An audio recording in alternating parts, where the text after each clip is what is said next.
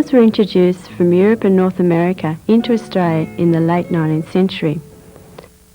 Apart from being beautiful ornamental trees, they are commercially cultivated for paper pulp, veneer, matchstick and other products.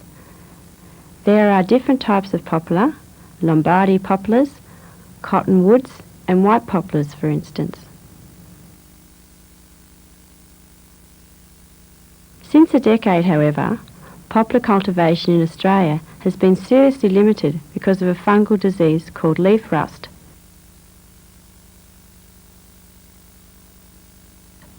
The affected trees lose their leaves early and thus their growth is severely reduced.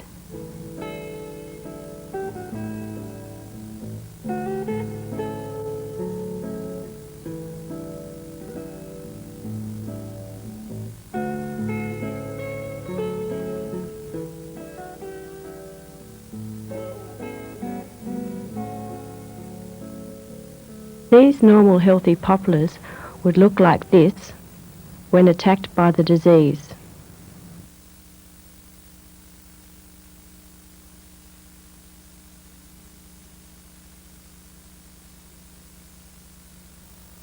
At the Australian National University in Canberra, a team of researchers is studying this disease. This team is led by Dr. Bill Heather.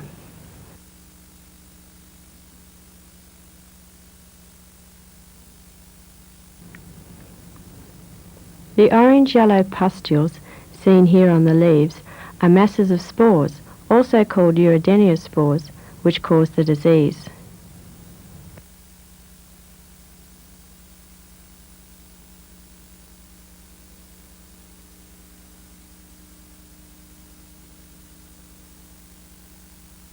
To know more about the disease and to select resistant clones of poplar for cultivation, different varieties of poplar are maintained in the glasshouse under controlled conditions.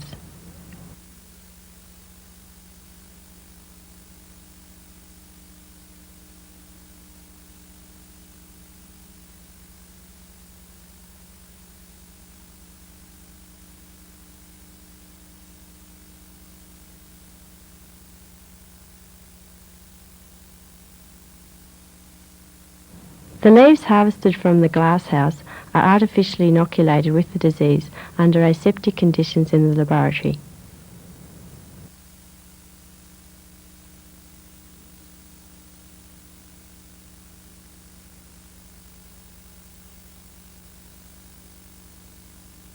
First, the leaves of a susceptible cone are cut to fit the size of plastic petri dishes.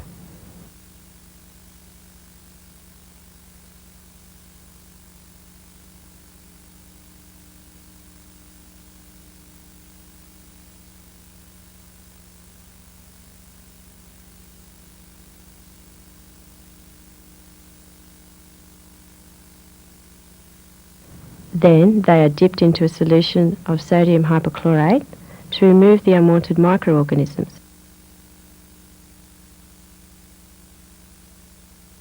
And washed in sterile water.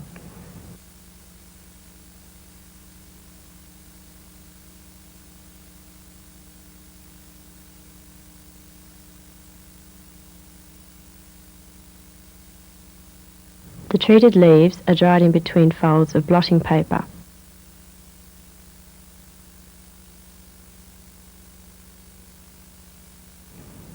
These leaves are now ready for inoculation.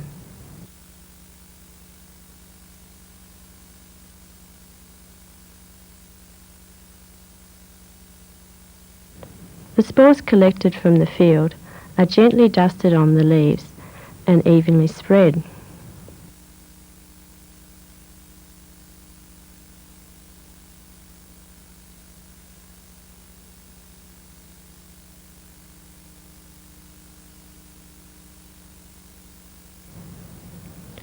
Little germ tubes emerge from these spores and enter into the leaves.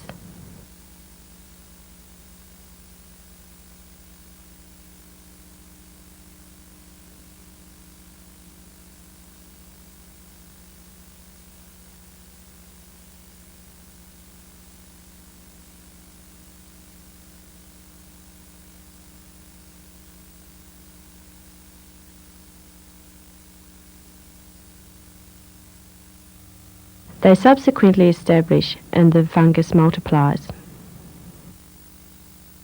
After around 14 days, the disease can be seen on the leaves as orange-yellow pustules.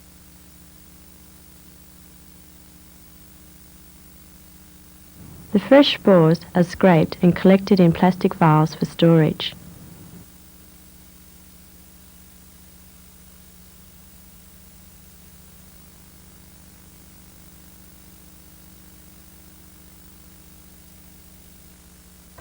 But as these spores have a lot of moisture, for long-term preservation they are dried on silica gel in a desiccator under vacuum condition.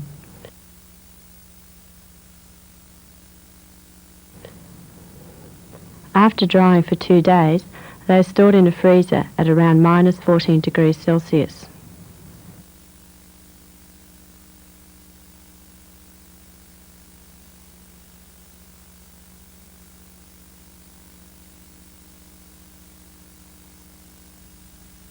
To test different clones of poplar for resistance or susceptibility reaction to the disease, leaf discs are punched from the leaves.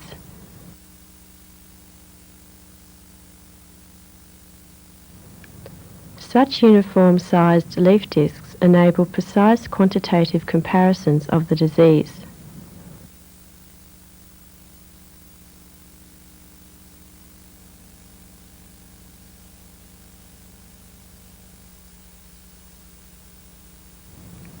These leaf discs from various clones are placed on wet paper with predetermined random markings.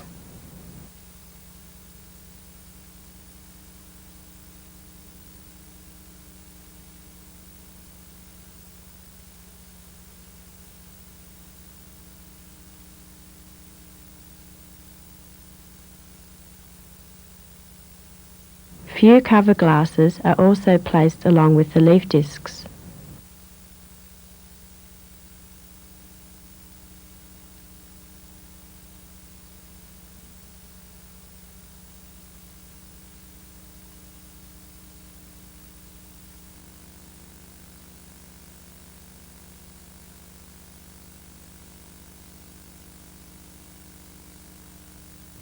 The discs and cover glasses are kept on a template, which is then placed on a revolving base of a spore settling tower. Before inoculation, a known weight of dry spores of a specific race of the leaf rust is collected in a spore gun.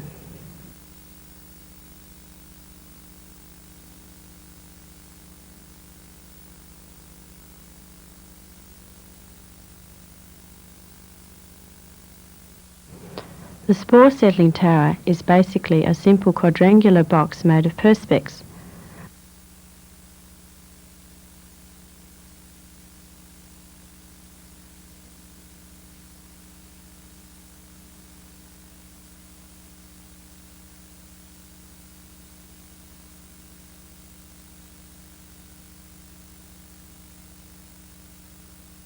The spore gun is connected to a pressurized air pump, and when switched on, the spores are blown up and settle down uniformly on the leaf discs and cover glasses.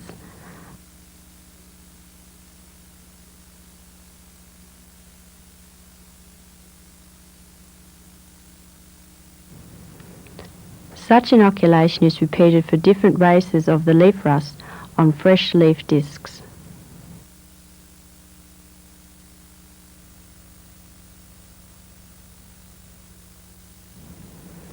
After inoculation, the leaf discs of different clones are placed on plastic foam soaked with gibberellic acid solution in divided petri dishes.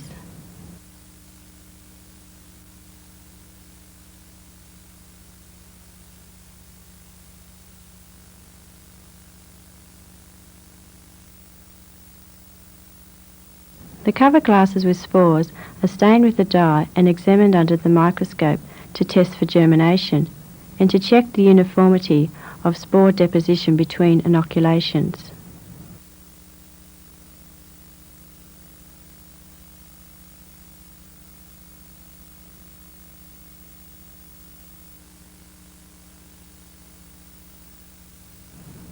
The inoculated leaf discs are incubated in growth cabinets with controlled temperature, light and photoperiod conditions.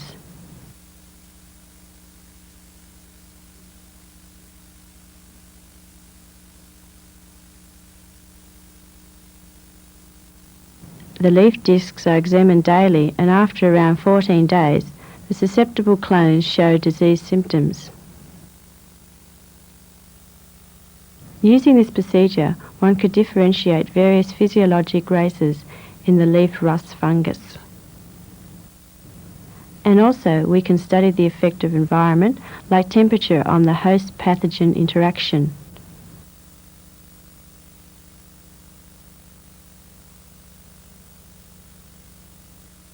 This procedure was used to identify many resistant clones of poplar.